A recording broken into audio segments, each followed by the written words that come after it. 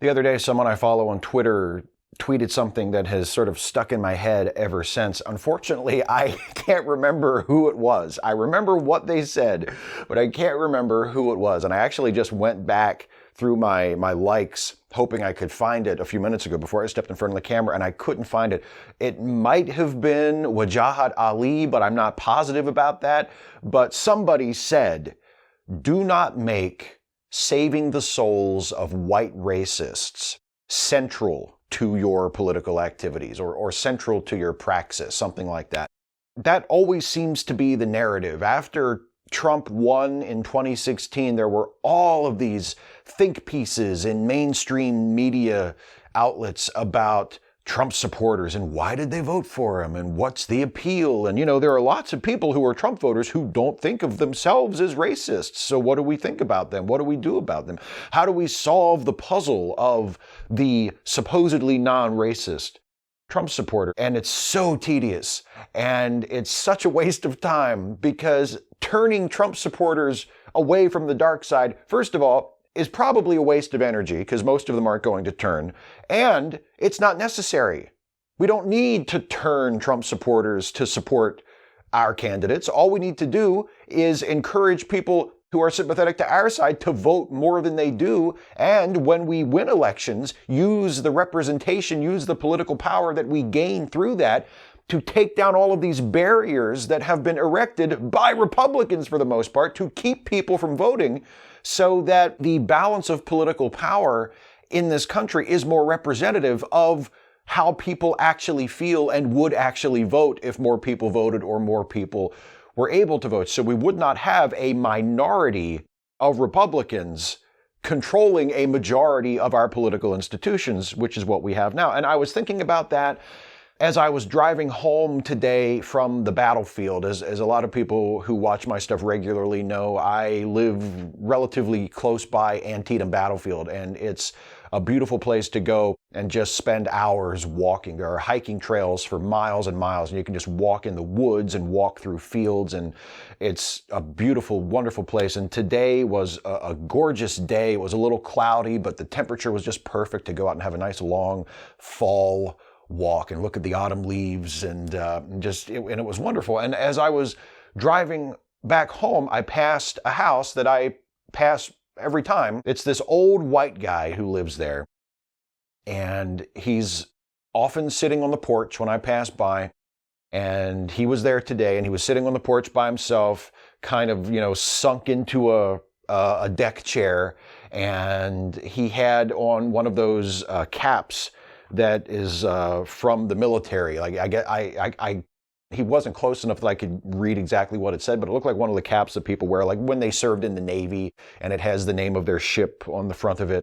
And he was a veteran, and he's sitting there on his porch, and there were two flags flying on the eve of his porch, and one of them was an American flag, and the other one was a Trump 2020 flag. I looked at this old man as I drove by, and I looked at that flag, and I thought of everything it represents, and I thought of the what must have gone through his mind, what rationalizations he must have undertaken when he bought that flag, when he flew that flag.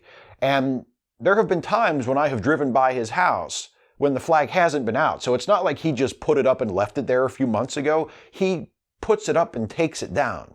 So presumably he got up this morning and decided, yeah, I'm going to put the Trump flag out again today. So I had a moment of reflection and of contemplation and sort of musing about what goes through this old guy's mind when he's doing this. And I felt a twinge of sympathy for him. I really did. Because I think about, I try to estimate his age. I assume from how old he looks that he served perhaps during the Vietnam era, maybe even earlier, maybe during the Korean conflict. I don't know, but around 50 or so years ago, let's say, is when he would have served, based on my guesstimate of how old he is. Served in the military. However long he was in, it obviously meant something to him. It's part of his identity. He wears the cap. He identifies himself outwardly as a veteran. And he chooses to publicly support Donald Trump who, in addition to all the other ways that Donald Trump is a massive piece of shit, has shown nothing but the most superficial, patronizing, false form of respect for people in the American Armed Forces. He reportedly called them losers and suckers. He treats them even more like props than politicians usually do. He's just shown nothing but disrespect and dismissal of American military service members since he has been president. And here's this old guy putting up a Trump 2020 flag and wearing a veteran's ball cap. And what must go through his mind to reconcile that cognitive dissonance? I thought about that, and I did. I felt a twinge of sympathy for him, because I think about people like him. And if any of you are watching this video, which I doubt it, but if any of you who are like that old guy, if you're an old white man and you're a veteran and you're a Trump supporter, it's sad to me, because you don't realize, or you're not willing to admit to yourself that you've been played. That you've been played. That Donald Trump doesn't care about you, and neither does the Republican Party, because Donald Trump and the Republican Party, Donald Trump did not change the Republican Party nearly so much as a lot of people seem to want to give him credit for. All Donald Trump did was take a lot of stuff that the Republican Party had been trying to keep under wraps, and through his buffoonishness and incompetence and just open, uncontrolled vulgarity, put all that stuff out in the open. So now we all have to see it, right? So the Republicans can't hide it now. They can't deny it. We know that they don't have principles. We know that all they care about is consolidating their power. We know all of that. All the things they claim to care about, like small government and low taxes and blah, blah, blah, individual liberty, they don't actually care about any of that. All they care about is maintaining their political power. And the way they maintain their political power is through white supremacy and misogyny and anti-Semitism and poor shaming and continuing, perpetuating wealth and income inequality in this country to keep the poor and the working class down at the bottom, keep them from getting any more than they have, and in fact continue taking more and more from them, while the people at the very top continue to take a larger and larger piece of the pie that they already have way too much of as it is.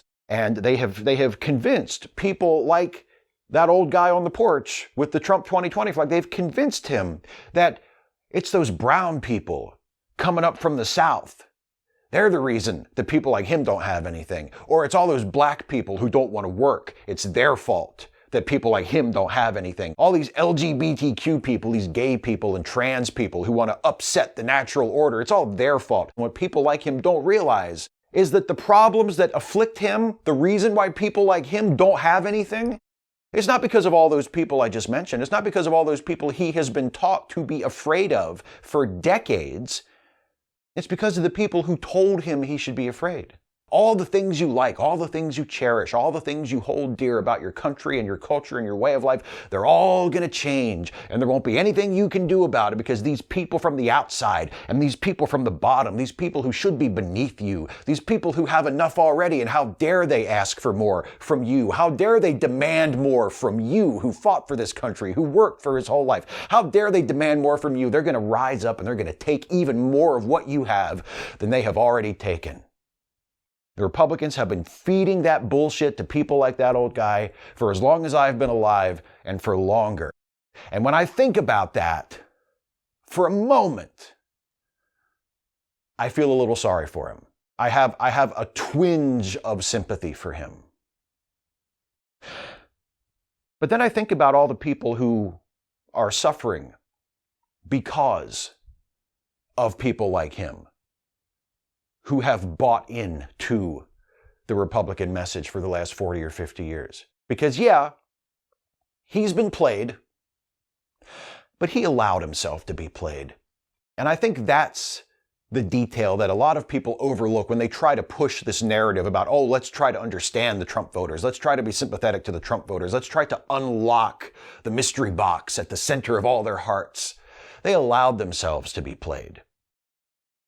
Because everybody has heard the same bullshit. Not everybody has internalized it. Not everybody has chosen not to question it. And there comes a point when, yeah, maybe you've been played. But if you have bought into it so much that you're willing to sit on your front porch outside of your house weeks after Donald Trump lost the election and still proudly fly a Trump 2020 flag as though that means anything good, as though that is anything to be proud of. If you have bought in to that line of bullshit to that extent, I'm sorry. That sympathy I feel for you doesn't last very long.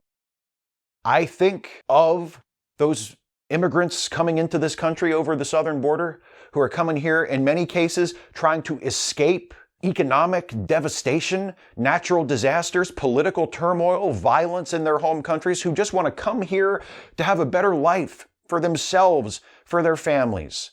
And they are vilified and demonized and attacked by people like the President of the United States. I think about Black Americans who have been protesting for years about something that is obviously wrong.